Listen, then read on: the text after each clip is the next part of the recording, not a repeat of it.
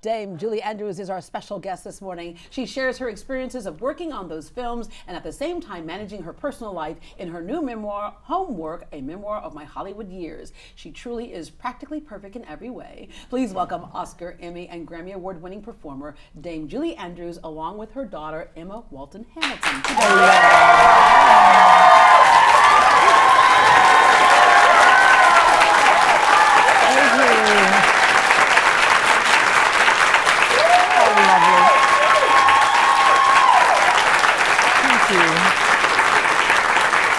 As I may have seen in that shot there are some people who are in costume this morning. You said, now, what is that? And I said, that's HSPVA. They just got done doing Mary Poppins. Okay. And I was explaining to them that Julie is the OG. And Julie, you asked, what does OG? I said, what does OG mean? The original gangster. That's what it means. Welcome to Great Day, Houston. Thank you so much. We're happy to be here. When we looked at that clip that we just saw, a lot of us our whole memories came back to us. Did it do the same for you? It does, every time. Yeah, it does. It doesn't seem so very long ago, and yet it's what, 50, 60 years now? Give away my age, Mom. It's terrifying, but I'm still so proud that I was able, and the lucky one, to do that movie, all those lovely movies. Yeah. I always say we know where people are, we don't know how they got there. The iconic song, Climb Every Mountain, talked about getting through obstacles. Almost from the get-go for you, you were climbing mountains in your family. There were some tough times in your family. Yes, there were in my early years. I wrote a memoir with my daughter Emma here about 10, 12 years ago. Yeah. And it was called Home, a memoir of my early years.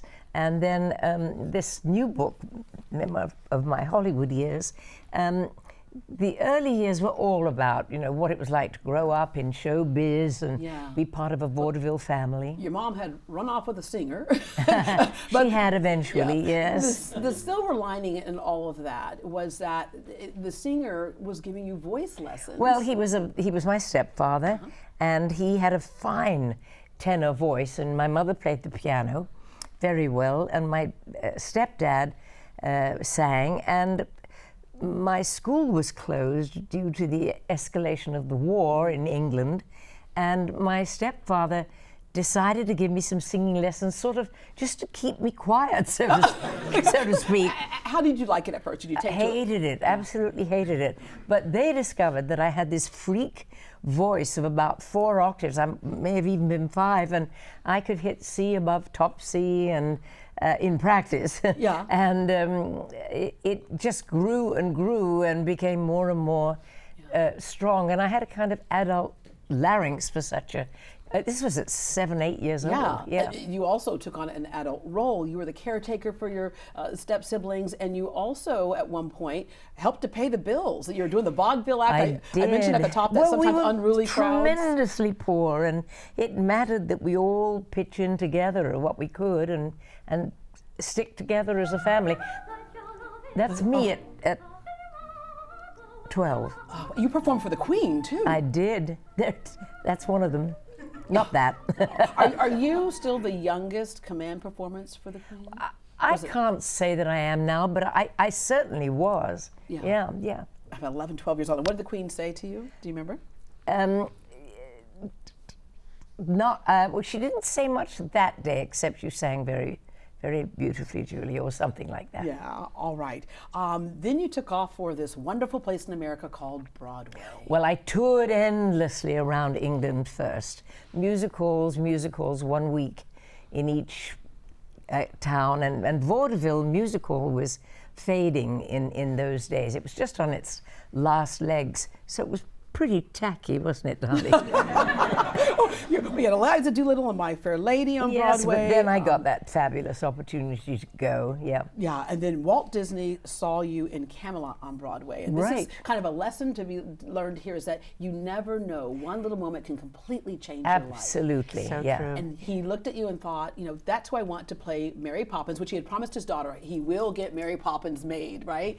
For I think 20 years. Good, and you've really been doing your homework. Well, I used to work for Disney. There you are then. But it was amazing because you had said to him at the time that you were pregnant with somebody. Well, he asked if he came to see the show on Broadway of Camelot and said, would I be interested in coming to Hollywood to hear the music and see all the plans that he had for Mary Poppins. And I was thrilled, but I said, oh, Mr. Disney, I'm terribly sorry, I'd love to, but I can't, I'm pregnant with this lovely one. Right here. And he said, that's okay, we'll wait. And I had no idea that pre-production on any film takes a long, long time. So by the time they were ready, I'd had Emma, and we set off as a family. Yeah. Oh, yeah. And then you had many talents, as we know, with your voice, but your whistling on The Spoonful of Sugar, your whistling was another discovery that they had. Okay, so Emma, by the time it was actually made, you were about 3 years old? No, when it was made, I was a baby. I was just a few months old. Yeah. But by the time it came out, I was about 3 years old. Because there was so much post-production with all the animation. Filming when you were a baby, but actually made and done. Exactly. You're about 3 years old. So there's a great story when a child realizes that their parent is doing other things.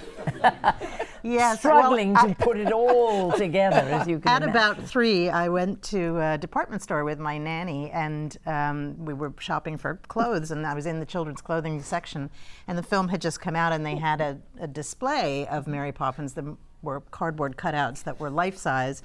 And I distinctly remember saying, oh, look, there's Mommy.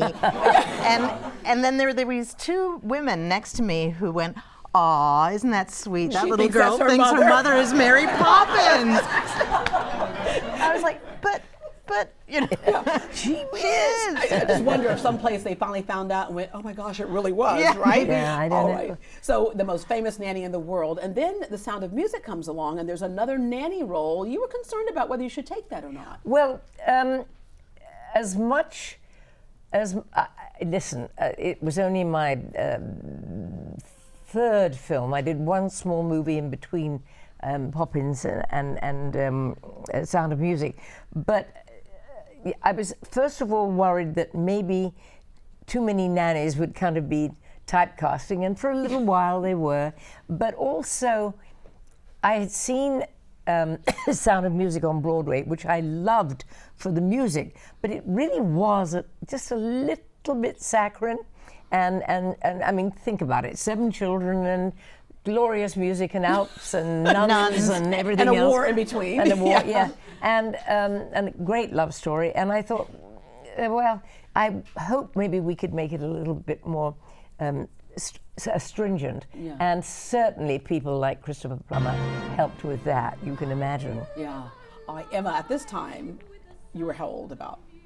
Traveling with me. Not yet 3, actually, because this, she made these 3 films in a row before one of them was released. Having a lovely time making movies. Yeah, I was about 2 when she was filming this, and with her in Salzburg at the time. At what point did you realize that, outside of the cutouts in the store, that your mother was famous? Do you know, I can't recall, other than that moment, a specific day where it suddenly hit me. I think it was just kind of a growing awareness. Although I have to say, for me, she was just Mom, and that was her day job, and I didn't have anything else to compare it to. It was just what she did for a living, and she was always very good about making home feel as homey and normal as possible. And that's what we see a lot in this book, and we're going to talk about this in the next segment. But what the power of theater, the power of film. All of us look at that, and I mentioned earlier, we all have an emotional connection to it. I remember every Christmas it was gather around because we're watching The Sound of Music. Well, how lucky can you be? I mean, it could have been one of those movies that just comes and goes so fast. This one had the beauty of that music, and it stayed. And that's where I think, why it became so famous for so long. And Emma, can you point to, as somebody who ran a theater for years, why it's so important that we protect and honor the arts in this way? Oh my gosh. How much time do we have, Deborah? Got about 3 hours, yeah.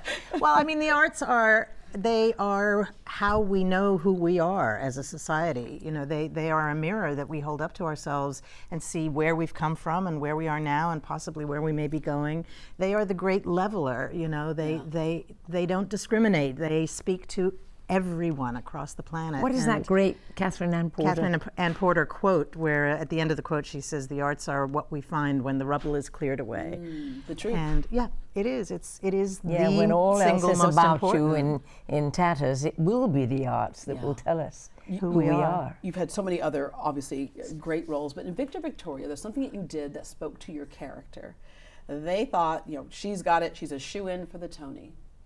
And Oh, I see. On Broadway. This was on Broadway. We'd done the movie of Victor Victoria, and then several years later, it was made into a Broadway show, and I had a wonderful time doing it.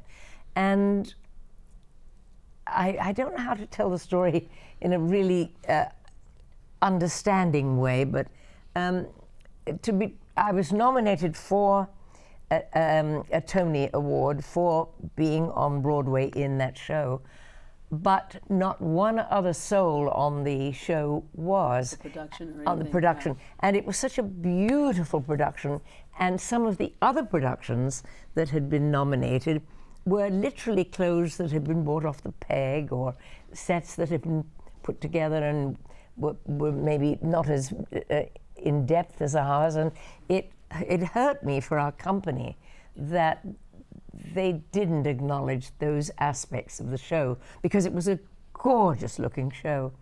And so I, with great trepidation, said, I think that I'd like to not accept this award today.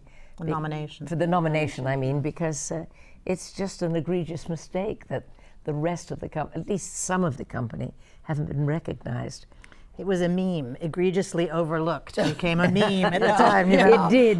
But it said a lot about you as well. All right. But also, it did change I'm told, I can't prove it, I'm told it changed the voting body, and they added more people to that voting body because of it having not been quite as fair as it could have been. Yeah. Right, I want to be charitable about it, but you were. Okay, we're going to take a break, and when we come back, we're going to talk blended family, adopting children, and then, of course, the operation that ended that 4-octave range. Julie and Emma have collaborated on their new book, Homework, and it's not about a fictional character, but rather the script of her real-life moments in Hollywood next.